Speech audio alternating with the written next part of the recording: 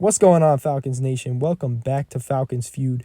We got the post-defensive combine mock draft today. Second video on the channel, second mock draft on the channel. I'm excited to talk about it. If you please could drop a like, subscribe, means the most. Trying to reach the Falcons fans, man. And without further ado, let's get into this mock draft. Starting off at round 1, pick 15, we have Jahad Campbell, the linebacker out of Alabama. You know, I feel like it's kind of corny when people say, you know, this guy's a Swiss Army knife. But, man, if there's ever a time that someone deserves it, it's Jahad Campbell. A guy who can line up as an on- or off-ball linebacker and also rush off the edge, which reminds me, you know, of what Terry Fontenot was talking about this week. He said, we want guys who, you know, have versatility. He talked about it in an interview. He even specifically mentioned a linebacker who can rush off the edge, which is kind of like what Caden Ellis does. But I just thought it was interesting with the versatility because that's exactly, you know, what Campbell possesses. A standout the last 2 years at Alabama, and he was the best player on a defense that has a ton of talent. You know, a ton of talent. Some guys will get drafted this year, next few years. So, you know, really impressive. He followed it up, had a really good combine, great measurements. Numbers stood out, including a 4.52 40-yard dash and a 10.7 broad jump. He even stayed late after to get some edge reps in. So, you know, he definitely believes that he can rush off the edge, and teams definitely wanted to see him do that. He was actually initially recruited as a 5-star edge rusher to Alabama, but, you know, there were guys that you may have heard of like Will Anderson and Dallas Turner that were ahead of him, but, you know, they had to get him on the field, so they moved him to linebacker. And I do think that that's probably where he projects best in the NFL, but he certainly has that pass rushing upside. Now, I know Falcons fans, you may be like, man, a linebacker here? And I understand, you know, defensive line, you know, pass rush, you know, in the secondary, I understand those needs are probably a little more pressing. They are more pressing, no doubt. But, you know, people talk about this class not being very impressive. Like, only 10 to 15 first rounders is what you kind of hear from a lot of people. And talent is going to be, you know, a key more than ever. And I think that Jahad Campbell is absolutely a top 10 to 15 talent in this class. And, man, the Falcons need talent on the defense. Yes, they need defensive line. Yes, they need corners. But, man, most of all, they just need good players. They need good players, man. They need better players. And Jahad Campbell can absolutely bring that from day one. And just really his ceiling is through the roof. And I think this would be an amazing pick here for the Falcons. And, you know, it's a great time to talk about this pick after the hot combine that he had. So, you know, I know there's going to be a lot of hype about that.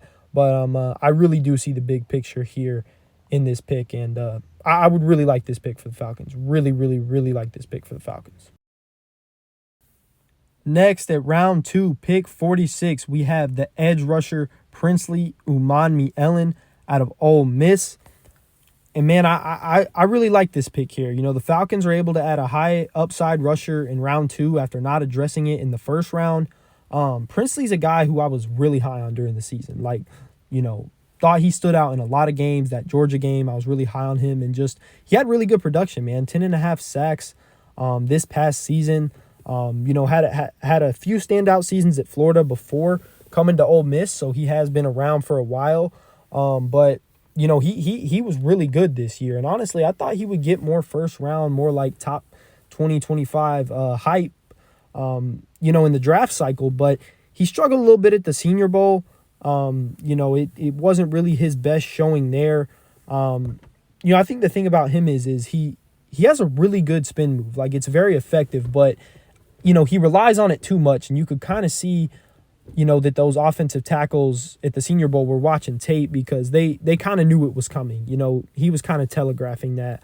So he's going to have to work on, you know, just not going to it as much. But he's got a lot of good technique, man, as a rusher. Like, he's got a plan when he rushes the quarterback. And that's something in this class where there's a lot of really good athletes, but there's not a lot of rushers who really come with a plan.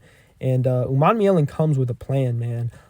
So, you know, I think he can be a very good NFL player, man. And even, you know, give you high upside, you know, day one. I mean, I personally, you know, I'll go out on a limb and say if he's selected, I think he could definitely be the Falcons' best pass rusher from day one. And I know that's not a high bar, but, you know, I even think I would like him more than Arnold Ebiketie from day one. So I would really like this pickup, and I could definitely see him going before this. So, this honestly, this feels like a steal for the Falcons. I'm probably going to have him rated, closer to a first round pick. So, the Falcons take Jahad Campbell round 1 and are still find a way to be able to address the pass rush, and a really good pass rusher in Princely Umon Mielen. This is a home run pick here for the Falcons. Moving on to round 4, pick 117, we have Quincy Riley, the cornerback out of Louisville. And, man, this is one of my more sleeper names, one of my more underrated names that I really like in the class. Riley's a guy who caught my attention first at the Senior Bowl. He was locking up some talented wide receivers in the one-on-ones, really showed out during then. Showcased an ability, a physicality, and an ability to keep stride with those wide receivers. Just a really impressive Senior Bowl, and his production backs it up in college, man. 8 interceptions, 27 pass deflections, put some really, really good plays on tape. And like I said, I think he's underrated for where his draft stock is. This is where he's commonly placed, commonly mocked. And man, the Falcons, they desperately need corner depth. They desperately need it. And, Quincy, he can give you that right away. If he has a good offseason, if he impresses in camp and in preseason, then, he gives you a chance to see the field early. So I really like this pick. Think this could be a very underrated pick. And the Falcons need corner depth, man. Love this pick here. And rounding off the mock draft here, round 7, pick 244, we have Warren Brinson, the defensive tackle out of UGA.